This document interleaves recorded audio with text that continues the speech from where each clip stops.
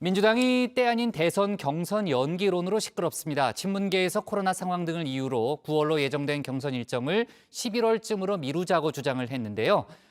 물론 일부의 의견입니다만 지지율 선두를 달리고 있는 이재명 지사 측은 명분도 실리도 없다며 크게 반발하고 있습니다. 관련 내용을 조익신 반장이 정리해봤습니다.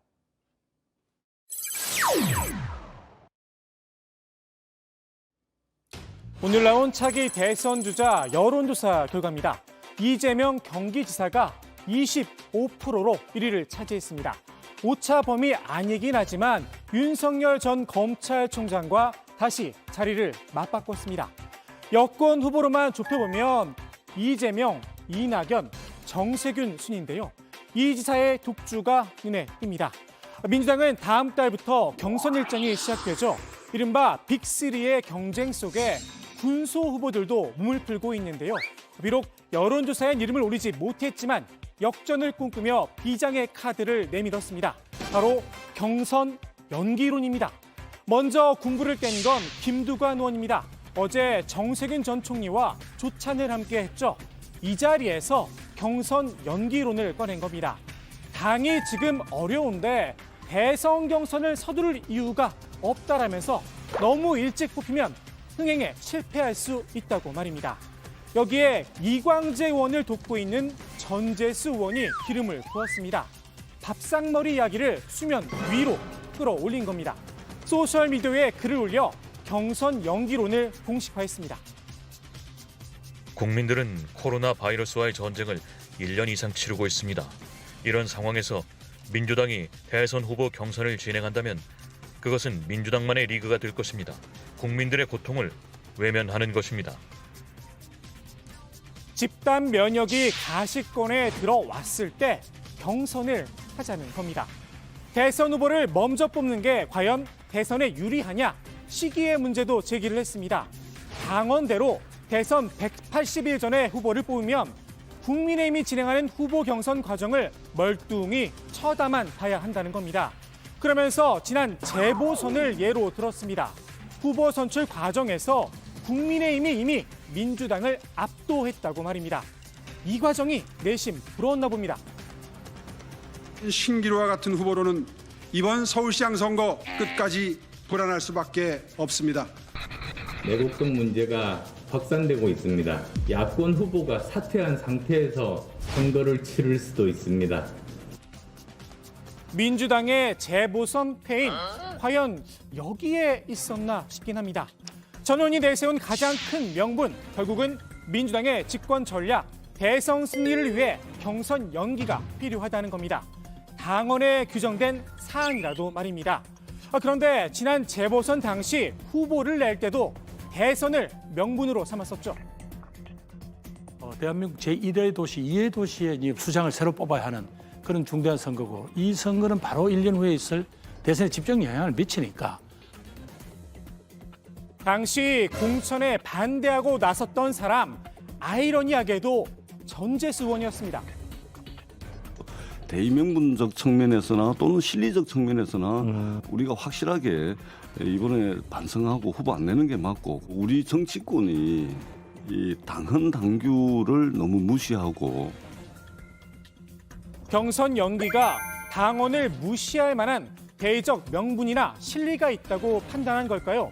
전 의원은 대선 경선 일정을 규정한 당원의 이 문구에 주목했습니다. 다만 상당한 사유가 있을 때에는 당무위원회의 의결로 달리 정할 수 있다라고 돼 있다는 겁니다.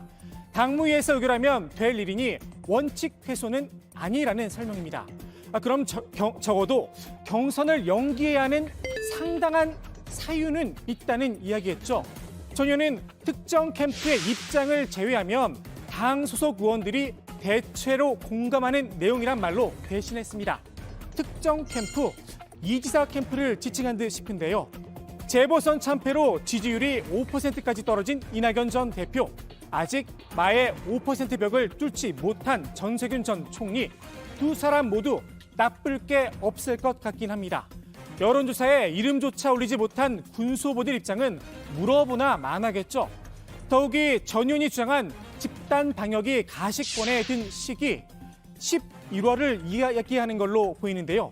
이 지사를 제외한 친문 후보들 입장에선 지지율 반등의 기회가 될 수 있습니다. K방역의 빛나는 전과 그 후광을 받을 수도 있으니 말입니다. 전 의원이 말한 특정 캠프, 이 지사 측은 즉각 반발하고 나섰습니다.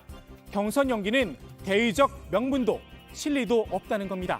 경선 연기는 선거 공학만 생각한 하책이라면서 당을 분열로 몰아넣고 시민의 신뢰를 바닥으로 떨어뜨리는 자해 행위라고 날을 세웠습니다. 특정인을 배제하기 위한 또 다른 후보를 키우기 위한 그런 시간 벌기 아니냐 이런 프레임에 말려 들어갔고 본선에서 굉장히 좀 위험하다고 저는 생각하고 있습니다. 미리 사전에 먼저 후보를 뽑아놓고 놓으면 상처를 입지 않겠냐 또 야당이 누리는 그런 컨벤션 효과를 누리지 못하지 않겠냐는 주장을 하시는데 거의 근거가 없는 것 같아요. 대선 후보를 미리 뽑으면 상처만 있는다. 일부 친문계의 주장인데요. 문득 노무현 전 대통령이 떠오릅니다. 당시 노 전 대통령은 대선을 8달 앞두고 후보로 선출이 됐었죠. 대선까지 가는 동안 숱한 상처를 입었습니다. 야당이 아닌 당 내부에서 말입니다. 사실상 후보 사퇴를 요구하는 후보 단일화 협의회까지 만들어졌었습니다. 노 전 대통령이 비주류라는 이유가 컸습니다.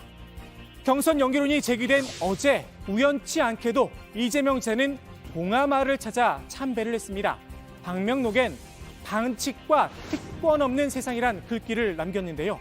원칙대로 정도를 걷겠다는 의미로 풀이가 됩니다. 대선 경선을 연기할 거냐 말 거냐 결국 공은 당 지도부의 손으로 넘어갔습니다. 앞서 송영길 대표는 이런 생각을 밝혔었죠. 저는 내년 3월 9일 대선 승리에 도움이 되는 방향으로 이렇게 모든 것을 판단해야 된다고 봅니다. 그러나 이 어떤 룰이 특정 후보한테 불리하거나 또 특정 후보를 배제하는 일이 있어서는 안 되고. 김용민 수석 최고위원은 원칙을 강조했었습니다. 원칙을 훼손시키는 방향으로 가다 보면 그게 이제 특정인에게 유리하냐 불리하냐라고 해서 당이 오히려 분열이 될 수 있기 때문에 이런 상황은 원칙을 지키는 게 중요하다 이렇게 생각합니다. 송 대표와 김 최고위 의원이 말한 특정 후보 누구인지 말 안 해도 아실 듯합니다. 오늘 국회 발제 이렇게 정리합니다. 친문, 경선 연기, 친명, 자행위, 스치는 후단협의 기억.